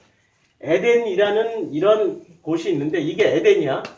에덴 안에 동산을 지금 만드신 거예요. 그쵸? 에덴이라는 이 지역에. 그런데 여기에 보면 놀랍게도 강이 에덴에서 흘러나와 동산을 적시고 거기서부터 갈라져 근원이 됐는데, 자, 첫째 이름은 비손강이에요. 근데 둘째 이름, 비손이 어디 있는지 몰라요. 둘째 강의 이름은 기온이야. 구스 온 땅을 둘렀으니까 구스가 어디에? 에디오피아. 그러면 이건 나일강이네? 이쪽으로는 나일강이 흐르고 나일강이 동쪽이죠. 지금 기준으로. 자, 히데겔, 셋째 강이 히데겔, 그 다음에 유브라데, 히데겔, 여기가 티그리스, 히데겔이 티그리스, 그 다음에 유프라데스강. 그러면 에덴이 얼마나 사이즈가 커요? 나일강에서부터 유프라테스 강이니까 어마어마하게 큰 거예요. 지도 보여드릴게. 우리나라 지금 면적이 몇 배가 되는지 모르겠어. 자, 여기 나일강이 있어요. 그 다음에 유프라테스 강, 티그리스 강이 여기 있어요. 아니, 요만큼, 요렇게. 이 정도의 사이즈야. 엄청 크죠? 요 사이를 전부 다 뭐라고 불렀어요? 요만큼의 사이를? 에덴이라고 부른 거야. 요게 에덴이고, 요게 어디인가에 동산을 창설하셨어. 그게 이스라엘일지, 요르단에 있을지, 시리아에 있을지, 이라크에 있을지, 아무도 몰라. 아무도 몰라. 그러니까 여기에 발원지를 또 무식한 사람들은 발원지를 따져. 나일강의 발원지, 뭐 유프라티그리스강, 비손강의 발원지를 따져서 봤더니 공통분모가 하나도 없어. 나일강의 발원지는 어디예요? 에티오피아예요. 에티오피아가 고산지대거든. 고지대예요. 해발 2000m에서 4000m 사이에 위치하고 있어. 아디스 아바바만 해도 해발 2004, 우리 백두산만큼 높아. 아디스 아바바가. 제가 아디스 아바바를 6월달에 갔는데 한참 더워야 되잖아요. 추워가지고 가을로 다 입고 다녔어. 비까지 오면은 한겨울이 돼요. 눈도 내려요. 아디스 아바바는. 추워요. 고지대가 돼가지고. 여기에서 모였던 물들이 전부 다 내려가서 나일강이 되는 거야. 그래서 아디스 아바바에서 물 막아버리면, 아니, 에티오피아에서 물 막아버리면 이집트 나일강은 바짝 말라 죽어. 그러니까 발원지가 여기야. 그러면 에덴이라는 지역에 이만큼이 되는 거야. 이만큼이 에덴이라는 지역으로 편입되는데 동산이 어딨냐 이거죠. 그쵸? 자, 그리고 이 동산에서, 자, 이제 동산 사이즈가 이렇게 커요. 아니, 에덴이 이렇게 크고 동산은 각종 짐승들 다 다녀가는 곳이에요. 이름 다 지어줘. 그런데 창세기 3장에서 보면 여기에, 자, 동산은 인류가 꿈꾸는 최고의 가고 싶은 장소죠. 유토피아잖아. 여기 가면 죽음도 없어. 영원히 살아. 여기서 살면은 영원히 생명나무와 함께 살기 때문에 영원히 살아. 할렐루야야. 최고의 도시가 지금 동산이에요. 근데 이 동산에서 어떻게 돼요? 이 사람들이 쫓겨나. 선악 지식을 먹고 이제 쫓겨나는데 어떻게 쫓겨나요? 이제 하나님의 에덴 동산에서 그를 내보내요. 그의 근원이 된 땅을 갈게 하시는데 이같이 하나님이 그 사람을 쫓아내셨어요. 쫓아내시는데 어디 쪽으로 쫓아내냐는 거야.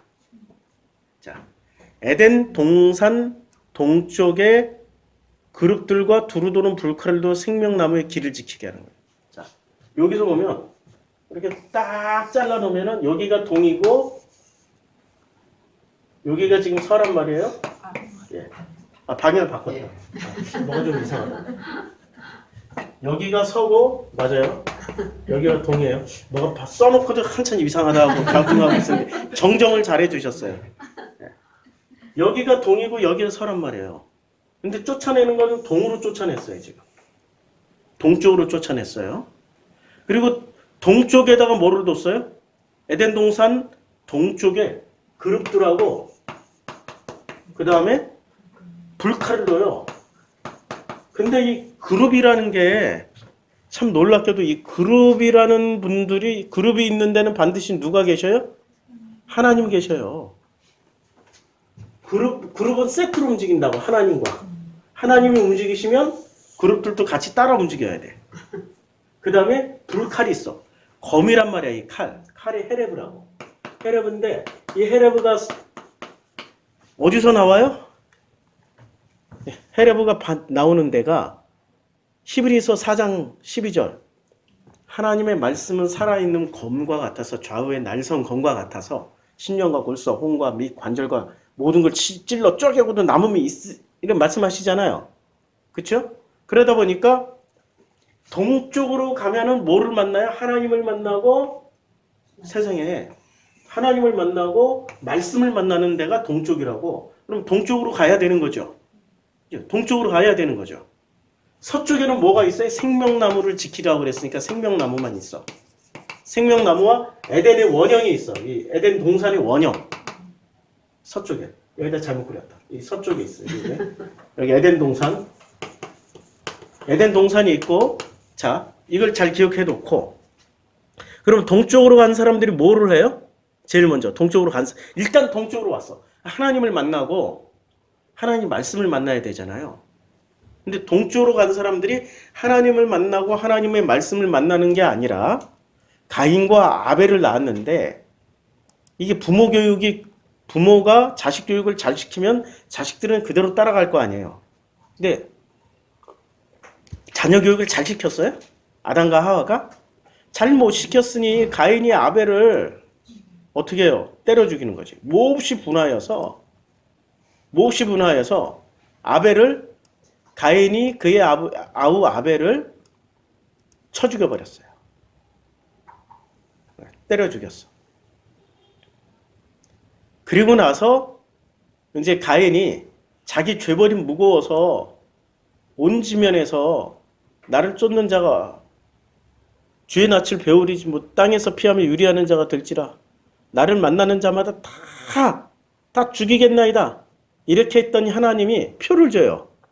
가인을 죽이는 자는 벌을 7배나 받으리라 하시고 가인에게 표를 주고 그를 만나는 모든 사람에게 죽임을 면하게 하시면서 가인이 어디로 떠나요? 그럼 에덴 동쪽 노 땅으로 가죠. 또 에덴을 기준으로 해서 또 다시 부모가 떠났던 것처럼 어디로 가요? 동쪽으로 가죠. 동쪽으로 가야 뭐를 만난다고요? 네.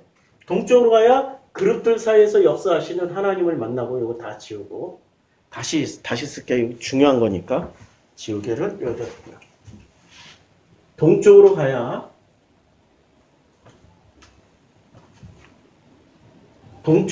누구를 만나냐면은 하나님. 왜 하나님을 만나냐면 언제나 그룹들과 함께 움직이세요. 이분은 그룹들 사이에 있는 하나님을 만나고 두루 도는 불칼. 그러니까 히브리서 4장 12절에 있는 말씀의 검을 만난다고. 말씀의 검. 두루 도는 불칼을 제가 다 해석해 드릴게요. 그냥 말씀의 검을 만난다고. 또 어디로 가야 만나요? 동쪽으로 가야 되는 거죠. 그러면 이 사람들은 동쪽으로 옮기는 사람들은 아담과 하와가 왜 동편으로 나가야만 했어요? 선악지식을 취했기 때문에. 그리고 가인은 아벨을 때려 죽였죠. 그럼 뭐 때문에 때려 죽인 거예요? 자기 속에 뭐가 있어서? 선악지식 있는 사람들은 전부 다 어디로 가야 돼? 일단 동쪽으로 가야 돼. 일단 동쪽으로 가야 된다고. 그러면 동쪽 끝에서 살고 있는 우리들은 왜 동쪽 끝까지 왔지? 갑자기? 느닷없이 이런 질문을. 예? 선악지식에 제일 충실한 사람들. 그래서 우리는 자, 한국 사람들 보세요. 얼마나 선악지식에 충만해. 안 가르쳐줘도 다 알아. 선악지식을 뼛속 깊이. 애기들도 다 알아. 애기들도. 선악지식. 이 땅에서 태어나는 순간. 그런데 문제는 동쪽에 가야 그룹들 사이에 역사하시는 하나님을 만나고 말씀의 검을 만나. 그래서 우리가 기독교가 들어오자마자 폭발적. 우리는 종교적인 민족이에요. 동쪽으로 가면 동쪽으로 갈수록 종교적인 민족이라는 거. 우리보다 더 종교적인 민족이 있어요. 누구? 일본 놈들. 외놈들. 거기 얼마나 종교적인데. 거기는 모든 일상생활이 종교잖아요. 아침에 출근할 때 종 땡땡 치면서 이렇게 자기네들 집안신 모셔놓고 이렇게 빌고, 그리고 출근하고 돌아오면은 땡땡땡 치고 이렇게 빌고 또 이렇게, 그리고 꼭 거기다가 돈이나 음식 놔두면서 이게 뭐 오늘 하루를 지켜달라고. 그 종교적인 모습. 그거 100년 전에 한국 사람들 모습이었거든. 우리는 그 100년의 역사를 다 잊어버려서 그렇지만 우리는 100년 전에 그렇게 살았단 말이에요. 아침마다 엄마가 대표로 잘 새벽에 일어나서 아침밥 짓기 전에 정한수 떠놓고 이렇게 떠놓고 빌고. 종교적인 인간들이 다 모여있어요. 종교적인 인간들이. 동쪽으로 갈수록. 근데 거기서 누구를 만나야 돼요? 하나님과 말씀의 검을 만나야 돼요. 말씀을 만나야 돼요. 자, 동쪽 롯 땅에 거주해요.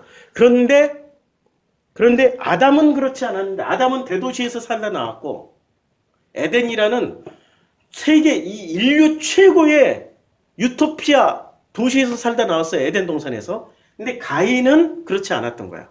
그러니까 가인이 이제 자기가 동쪽으로 와서 하나님을 만나고 말씀의 검을 만나면은 도시를 세울까요? 그냥 하나님과 동행하면서 사는 걸 선택할까요?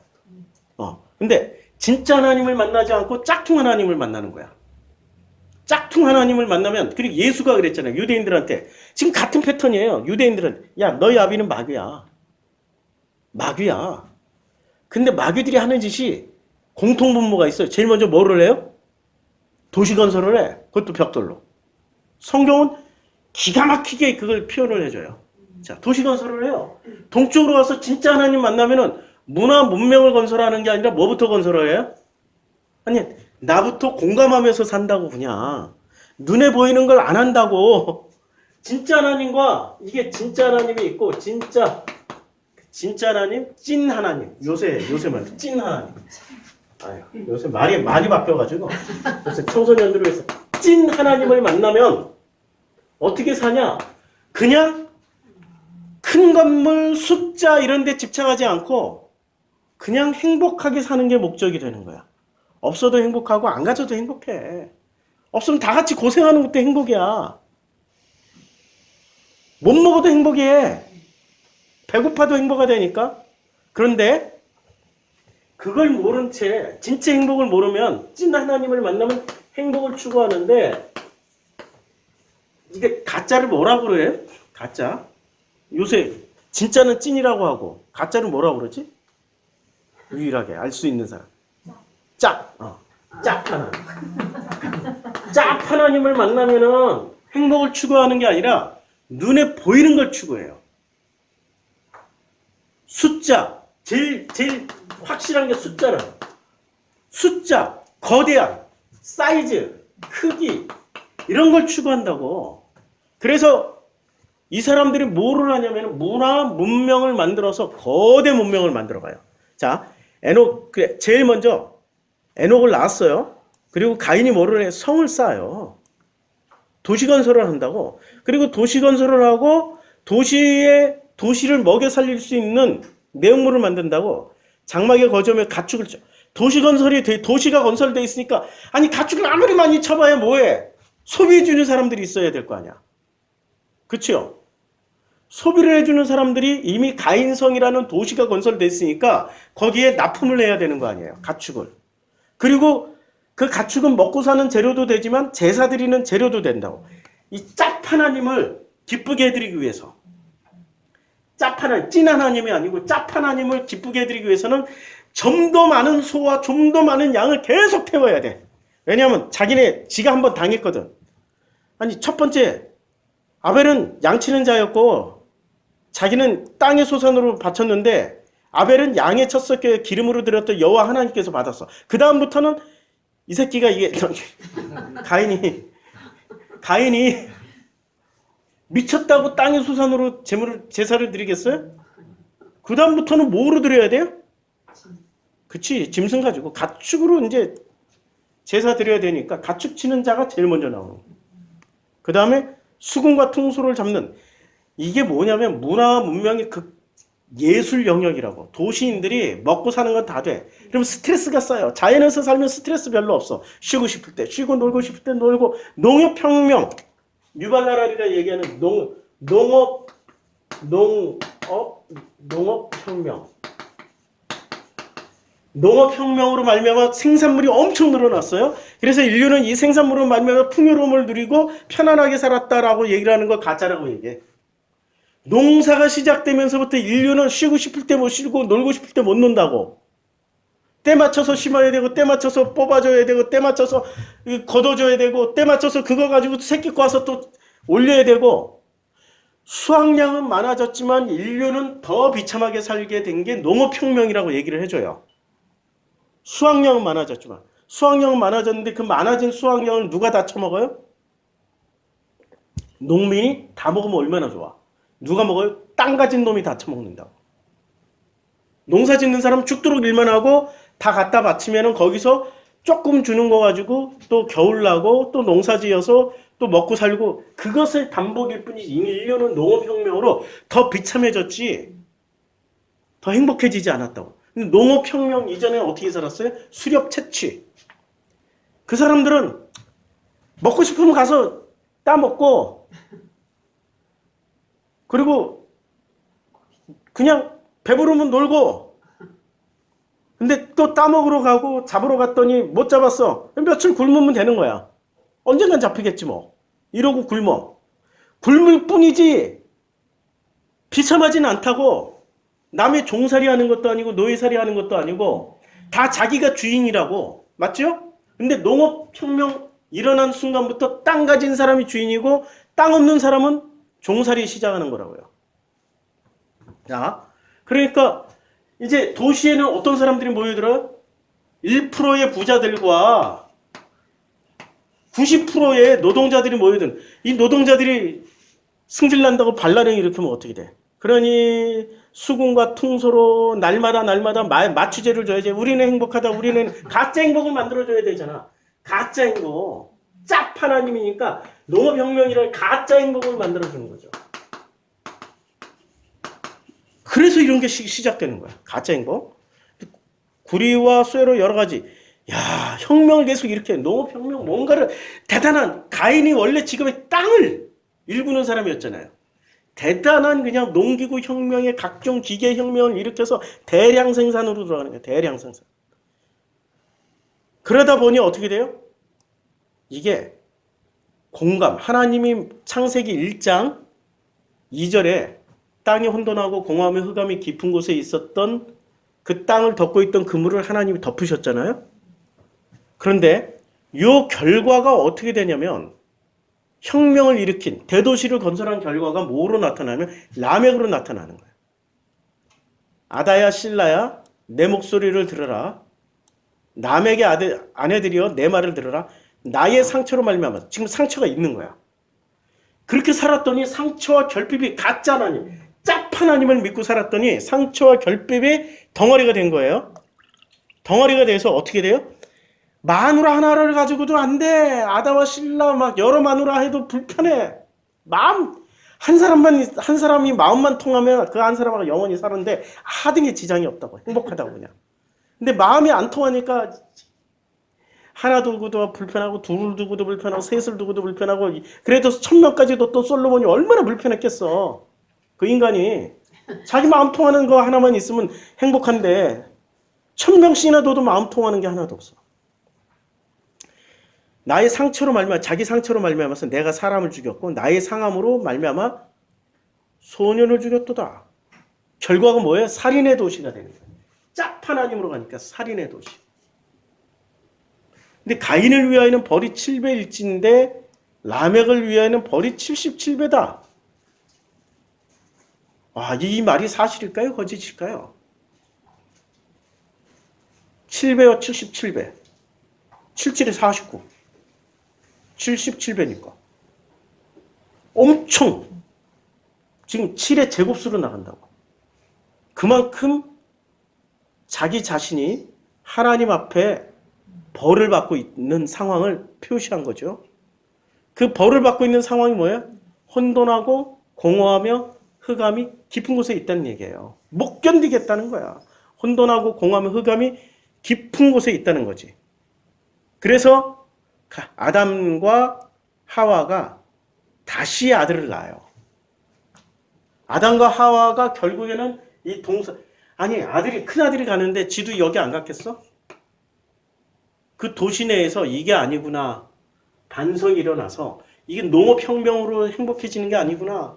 숫자로 거대한 도시를 만들어서 서로 잘 먹고 잘 사는 게 행복한 게 아니구나. 왜냐하면 선악지식을 먹은 1세대였기 때문에 자기네들이 가지고 있는 뭐로 만들었어요? 선한 것으로만 끊임없이 만들어 봤더니 실패한 거야. 그래서 야, 선악으로는 안 되겠구나. 진짜 하나님의 그 생명 아니면 안 되겠구나라는 자기 반성을 통하여서 낳은 아들이, 그래서 가인이 죽인 아벨 대신 다른 씨를 주셨다 하고 셋도 아들을 낳고 그의 이름을 에노스라 하였고, 그때부터 사람들이 여호와 이름을 비로소 불렀어요. 그 이전까지 여호와 이름 안 불렀지. 누구 이름 불렀어요? 짭 하나님 이름 불렀지. 여기서 여호와 이름은 찐 하나님이라고. 짭 하나님 이름 부르고 짭 하나님의 이름으로 도시 건설하고 잘 먹고 잘 살고 위대하게 으쌰 하면서 살았는데, 결국에는 라멕이라는 인간으로 결론을 딱 맺으니까 아담과 하와가 반성하면서 야, 우리가 가는 방향이 옳지 않다. 아무리 우리가 선하게 살아도 안 되겠구나. 하나님의 급품, 1장 2절.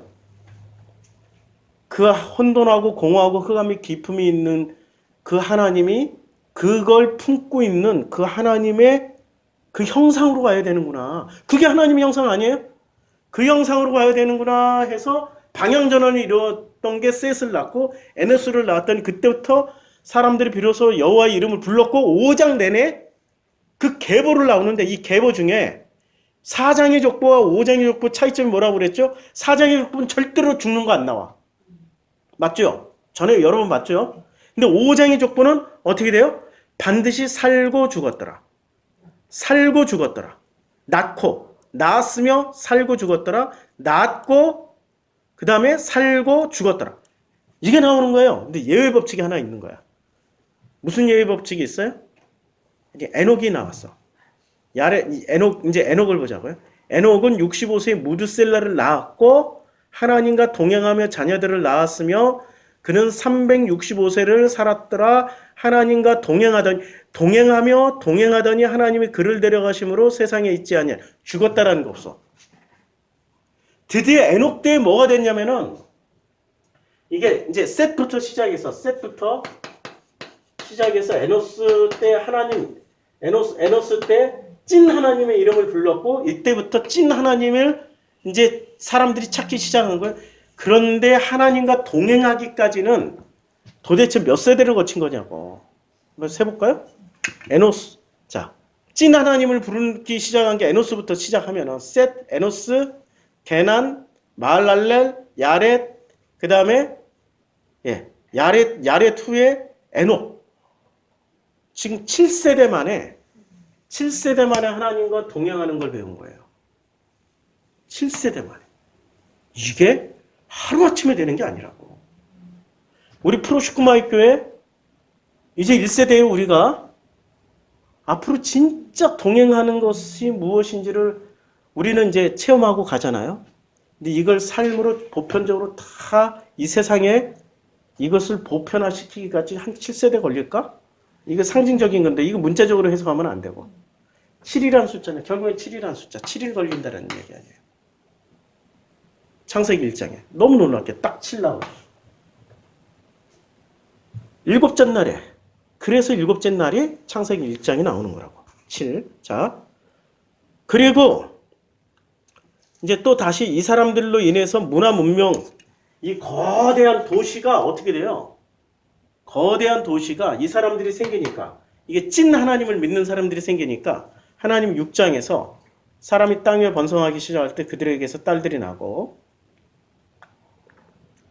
그래서 하나님의 아들들이 사람의 딸들의 아름다움을, 하나님 분명히 하나님의 아들들이라고 그랬어요.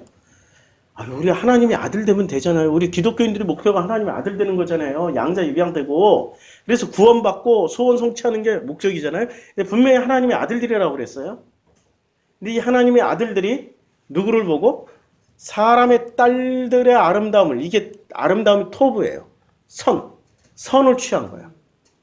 그러니까 이제까지 이 창세기 4장의 가인의 문화가 뭐를 추구했다라는 게 드러나요? 선을 추구한 거야. 토부. 이게 지금 창세기 6장의 사람들은 창세기 지금 5장의 사람들이 아니고 창세기 4장의 사람들이라고. 심판의 대상이니까. 이 사람들이 추구했던 게 선을 추구하고 살았지. 토부. 토부를 추구하고 살았어요. 선. 그래서 토부라고 이름 쓰는 사람들 참 조심해야 돼. 토부를 추구하고 살았다고. 근데 자기들이 좋아하는 모든 여자로 아내를 삼는 거야. 아니, 한 사람하고만 마음 통하면은 돼. 그런데 마음이 안 통하고 행복하지가 않으니까 끊임없이 솔로몬처럼 아내를 취하고 아내를 취하고 라멕처럼 아내 아다 뭐 신라요 뭐 이렇게 아내를 또 취한다고. 지금 상황을 기똥차게 설명해주고 있죠. 그래서 여호와께서 이르시되 나의 영이 영원히 사람과 함께하지 아니하리니 그들이 육신이 됨이라. 그러나 그들의 날은 120년이 되랴. 이걸 또 120살이라고. 120살의 대표명사 창세기를 썼던 사람 모세. 그러니까 모세의 120년은 어떻게 구분이 돼요? 40년은 애굽 땅에서 왕자로, 40년은 미디안 광야에서 도망다니면서, 40년은 백성의 복음을 드디어 깨닫고 떨기나무에 붙은 맨날 40년을 지나쳐 왔다가 어느 날은 마음이 너무나도 혼돈하고 공허하고 감에 기쁨이 있었는데 40년 내내 그렇게 살았어. 내가 왜 왕자에서 이 거지 새끼가 됐나? 왜 이렇게 내가 이렇게 양식에 이 정말 이 처가살이가 이게 보통 일이야? 이게 도대체 이러고 눈을 못 뜨고 못 보는 거야. 자기가 지나가는 길 내내 떨기나무에 불 붙어 있었는데. 근데 40년 만에 드디어 어랍쇼? 불 붙었네? 저게 뭐지? 하고 다시 되돌아간 거 아니에요. 제가 여러 번 설교했죠? 되돌아갔을 때 그때 찐 하나님을 만난 거예요. 그 전까지는 짭 하나님을 만나고 살았고. 찐 하나님을 만나는 순간 이때부터 80세 먹은 모세가 나머지 40년을 하나님과 동행하면서 살게 되잖아요. 그걸 설명해 주는 거라고. 하나님과 동행하는 인간의 패턴을 설명해 주는 건데 이걸 또 문자적으로 120년은 살아야 되는데 왜 120살은 못 사냐고. 지금 오래 살아야 지금 한국에 90살이잖아요. 지금 100살. 120년까지 살면 기네스북에 오르잖아요. 왜 성경대로 안 되냐고 이렇게 따지는 사람들. 정말 무식해. 자, 당시 땅에는 네피림이 있었어. 이 거인들이라고요. 용사라고. 고대 명성 있는 사람들이라고. 네피림의 공통분모가 뭐냐면 용사요, 고대 명성 있는 사람들이 네피림이에요. 우리는 용사고 명성 있는 사람을 우리는 뭐라고 불러요? 거인이라고 부르죠. 내 안에 거인을 깨워라. 그렇죠? 그걸 거인이라고 그러는데 또 네피림의 진짜 골격이 큰 것들 막 거인들 찾아다녀. 우리 이 가나안 땅에 네피림 많이 살았어요. 아말렉의 후손들, 아낙 자손들. 다윗 시대까지 2m 53m짜리가 존재하고 있었어요. 그들이 네피림인가? 아니고 자기 안에 스스로 선을 붙잡고 짭 하나님을 붙잡았기 때문에 자기네들이 하나님을 보여줘야 돼. 근데 하나님을 보여줄 수 있는 길은 하나님은 선이라고 가정하고 선한 것을 보여주면 보여줄수록 선한 것을 많이 보여주면 보여줄수록 네피림이 된다고. 지난주에 선악 얘기했잖아요. 그러면 네피림이 된다고. 이 사람들이 네피림이. 그 네피림이 되면은 그들의 이름은 용사라 고대 있는 명성 있는 사람들이다. 그런데 하나님은 그것을 내 안에 거인을 깨워서 선한 것을 붙잡고 끝까지 선하게 사는 사람들을 보시면서 어떻게 돼요? 그걸 사람의 죄악의 세상에 가득함과 그의 마음으로 생각하는 모든 계획이 항상 악할 뿐입니다. 마음으로 생각할 때 어떻게 생각이 돼? 혼돈하고 공허하며 흑암이 깊은 것을 품어야 되잖아. 이해하고 그렇지. 저 나이 땐 저렇게 사는 거야. 저 나이 땐 저렇게 살아야 되는 거야. 세상에 26 된 딸내미가 남자친구 사귄다고 온갖 상상해가지고 이것들이 분명히 어디 여관에 어디 앞에 있을까. 그 여관 앞에 가지고 다 뒤지고 있어. 아니 좀 남자 좀 만나서 그렇게 살아야지. 그 왜 선악으로 판단하냐고. 선악으로 판단하면 안 된다고. 이해하고 품어야 된다고. 저 나이 땐 저래야 시집도 가고 저래야 독립을 하는 거 아니야. 저 과정이 있어야 되는 거지. 그 과정을 참아내고 이겨내. 그 용납해주고 받아줘야 된다고. 그걸 하나님이 죄악의 세상이 가득함이라고. 그의 마음으로 생각하는 모든 게 이게 항상 악할 뿐이에요. 그게 악하다라고 말씀하시는 거라고요. 자, 땅 위에 사람 지으셨음을 한탄하시고 마음에 근심하시는 거야. 지금 마음으로 생각하시고 마음에 근심하시고 우리 주님은 마음이시다고. 우리가 생각하는 하나님은 마음이시죠. 우리 마음이 용납하고 품어주면은 하나님의 형상을 회복하고 하나님과 동행하는 삶이고 거절하고 밀어내고 선악 판단을 하면은 그 사람은 하나님의 형상이 아닌 짝 하나님을 숫자 크기로 간다고. 이런 사람들의 특징이 숫자를 모아요. 돈도 큰 숫자, 무슨 일을 해도 큰 숫자, 큰 숫자에 성과물을 내려고 그런다고. 그거 숫자는 커야 돼. 이걸 추구하게 돼 있어. 반드시. 그래서 반드시 어떤 행위를 보여주려고 그래. 마음으로 보여주면 되는데, 마음으로 공감하면 되는데, 뭐를 했고 자기가 뭐를 했고 이런 식으로 따져. 그러면 한마디 돌려주지. 야, 나도 이렇게 해서 너 먹여 살렸는데. 한마디 그랬다고 막 똑같은 방식으로 돌려줬더니 뭐 자기가 했던 뭐를 했던 이거 뒤집어지고 난리를 친다고. 이게 인간이라고. 선악을 붙잡고 사는 인간. 객관화시 시켜주고 한 번 딱 돌려줬더니 이런. 자, 그래서 하나님이 내가 창조한 사람을 어떻게 지면에서 쓸어버리는 거예요. 땅에서 싹 쓸어버리는 거예요. 그런데 쓸어버릴 때 뭐까지 다 쓸려요? 도시 문명 자체가 다 쓸려나간다고. 싹 쓸려나가고, 자, 이 도시가 드디어 이제 9장까지 홍수 사건이잖아요? 그리고 10장부터는 또 족보가 나오는데, 이 족보에 니므롯이라는 용사가 나와요. 이 사람이 뭐예요? 네피림이라고. 용사요? 명성이 있었던 거예요. 이게 네피림이잖아요? 또다시 거인이 나와. 이 거인은 누구의 후손? 가인이나 에녹이나 라멕이나 지금 니므롯이나 같은 패턴이라고. 그리고 이 사람들이 동쪽으로 갔던 사람들. 자, 이제 동쪽으로 갑니다. 누가 가요? 셈족. 셈의 족보예요. 셈족 중에는 동쪽으로 갈 사람들이 없어도 돼. 그런데 그들 또한 동쪽으로 이동을 해요. 자, 욕단이 어디로 가요?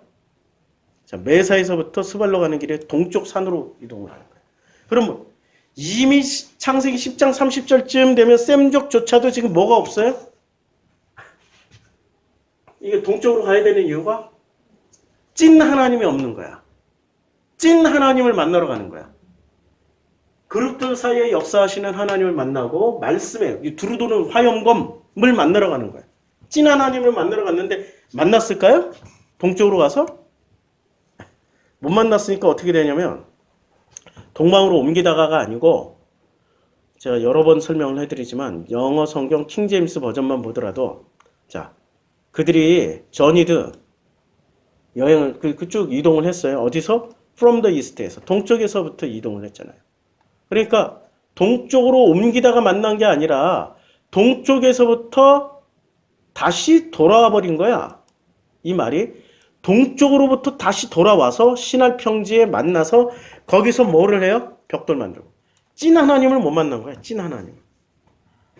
자, 이들이 찐 하나님. 찐 하나님을 만났으면 그냥 동쪽에서 그냥 살아. 아니면 서쪽으로 오더라도 뭐를 해요? 서쪽으로 오더라도 그들을 이 복음으로 마음으로 품는 일을 해. 숫자를 챙기지 않고 숫자나 크기를 챙기지 않고. 그런데 이들이 다시 돌아와서 뭐를 해버려요? 벽돌을 만들어서 성읍과 탑을 건설하여 가인이 에녹성을 쌓던 짓을 똑같이 반복해서 합니다.